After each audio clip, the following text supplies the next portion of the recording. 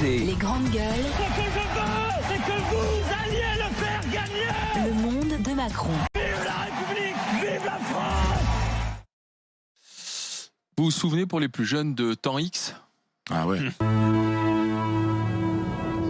Oui, t'as pas connu, ma chère Joël.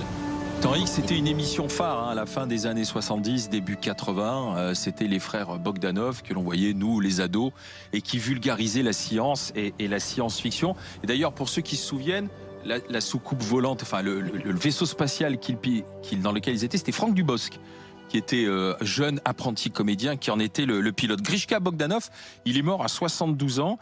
Il est mort du Covid. Son frère est toujours hospitalisé, Igor. Il n'était pas vacciné. Alors, écoutez ce que dit leur avocat à propos de Grishka Bogdanov. Il n'était pas vacciné. Il n'y avait pas de théorie proprement dite des frères Bogdanov. Ils étaient persuadés, et Grishka en était la démonstration, qu'il était en mesure de pouvoir résister à un grand mal mondial parce qu'il était en bonne santé. Il n'avait aucun cas de morbidité, il ne buvait pas d'alcool, il mangeait de manière parfaitement saine, mais jamais je n'ai connu chez Grishka cause anti-vaccin démontrée, animée et manifestée. Jamais. Ouais, jamais. En fait, c'était plus dans leur mode de vie. Enfin, d'après ce que j'ai pu lire, ils faisaient attention à leur nourriture, leur alimentation. Non, mais c'est pas ça. C'est pas que... Bien sûr. Mais aujourd'hui, alors du coup, démonstration est faite ainsi. Mais démonstration est faite. Alors, moi, je lisais, certains disaient, allez, regardez, on va instrumentaliser la mort de Bogdanov pour vous faire passer en tête le fait de vous faire vacciner. En même temps, il y a toujours des enseignements à tirer. Hein. Quand il y a une tragédie, quand il y a une disparition, c'est d'en regarder les circonstances. Alors, est-ce que ça peut faire réfléchir ou pas, à votre avis? Qu'est-ce que vous en dites?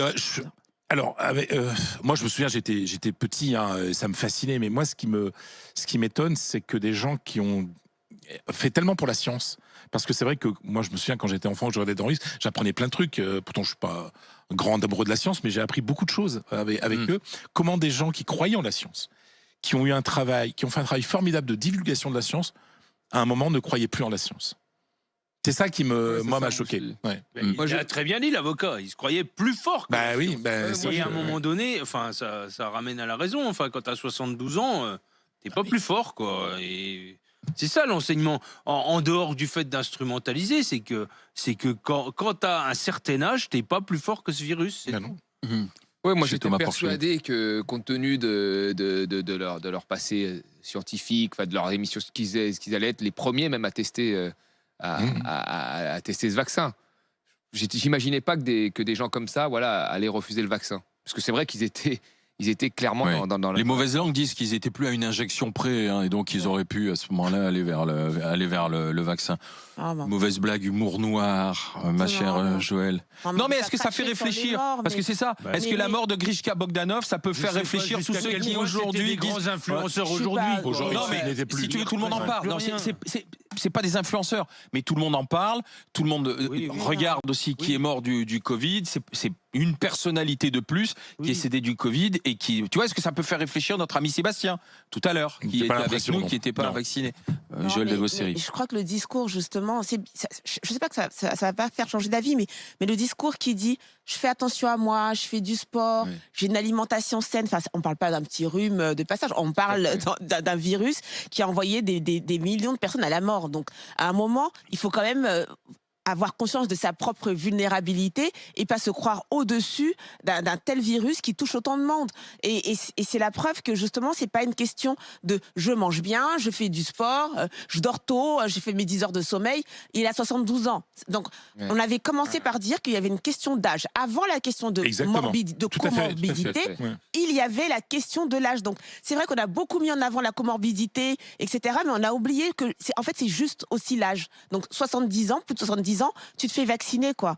Et donc, moi, je l'ai pas connu, hein, j'étais trop jeune, enfin, en tout cas, j'étais trop jeune pour eux, mais au niveau de la vulgarisation de la science, moi, j'ai envie de moins de vulgarisation de la science, tu vois, parce qu'en fait, là, j'ai l'impression que la science a été ultra vulgarisée. Et contestée. Et du coup, on a, comme Monsieur Sébastien qui nous appelait tout à l'heure, des gens qui peuvent te dire « Ouais, ça marche pas. Ouais, mais on a vu que c'est... » Tout le monde lit des courbes. Enfin, moi, avant, il fallait aller voir mon généraliste pour qu'il me décrypte une courbe, un encéphalogramme ou je sais pas quoi. C'est vrai, Là, tout le monde peut lire des courbes. Tout le monde croise des courbes. Tout le monde est... Je comprends pas comment ils font. Enfin, il y a une grande confusion. Moi, je suis complètement. Et donc, moi, je veux moins. Moi, justement, je suis à moins de vulgarisation de la science. Je veux que la science retrouve ses lettres de noblesse. Je veux qu'on lui fasse confiance. Je veux qu'on fasse confiance aux gens qui ont fait des études pour ça et qu'on arrête de croire que tout un chacun peut maintenant lire des courbes. Quand les plateaux télé sont remplis ce qu'il y a dans l'ARN, messager, cancérologues qui t'expliquent la virologie et l'épidémiologie. Ou qui ne sont pas d'accord entre eux aussi. Qui ne sont pas d'accord entre eux. Je suis d'accord, mais moi je suis d'accord avec toi, Joël, mais qu'on arrête de donner la parole à des gens qui ne sont pas compétents aussi, quoi. Il y a des gens qui se présentent comme des spécialistes du Covid et qui sont à des lieux de la virologie, quoi. Il y a quelque chose aussi intéressant parce que j'aimerais me revenir en disant il ne buvait pas d'alcool, il mangeait des graines, etc. Il y a aussi une tendance aujourd'hui qui fait que d'un hygiénisme dans la vie quotidienne et dans l'alimentation qui fait que pas immortel. Hein. Oui, voilà, il y a beaucoup de gens parce qu'on leur a tellement dit manger de la viande c'est mauvais, boire de l'alcool c'est mauvais, enfin tout est une question de mesure, qu'il y a des gens qui sont tellement hygiénistes vraiment dans leur manière de consommer au quotidien, ils sont tellement mis en valeur qu'ils se sentent invincibles. Et on voit bien que c'est pas le cas. Je veux dire, boire un coup de rouge et bouffer un steak, eh ben c'est pas forcément mauvais pour la santé aussi. Donc je dis pas qu'il faut pas, c'est très bien de pas boire d'alcool, etc. Mais simplement, ça ne rend pas invincible. Et cette culture aujourd'hui qui vient encore une fois des États-Unis, tu vois, d'une sorte de. Mais eux n'étaient pas les porte-étendards de quoi que ce soit pendant la crise Covid. Non, mais c'est ce que dit leur avocat.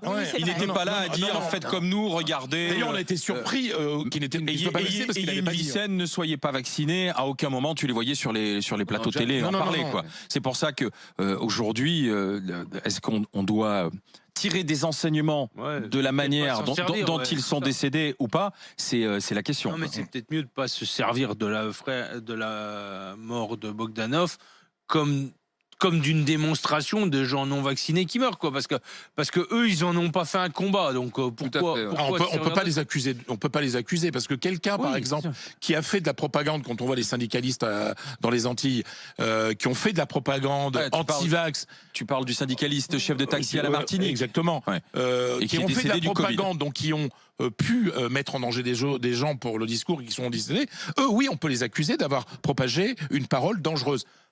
Là, ils ont pris leur responsabilité. Voilà. Enfin, ils ont pris leur responsabilité en ne se faisant comme Sébastien tout à l'heure, en ne se faisant pas vacciner. Non, pas le même âge. Sébastien avait une cinquantaine d'années.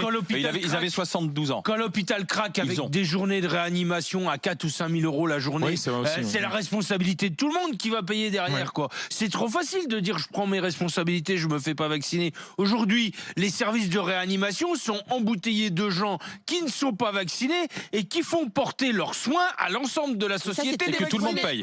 Je suis d'accord, mais ça, par contre, c'est pour toutes les maladies. Je veux dire, moi, fumeurs, non fumeurs. Oui, mais c'est pas pareil. Parce qu'un fumeur, tu transmets pas le virus à quelqu'un d'autre. Oui, longtemps, quand tu as fumé dans la bagnole, je vais te dire, tu n'étais pas certain de ce que tu transmettais.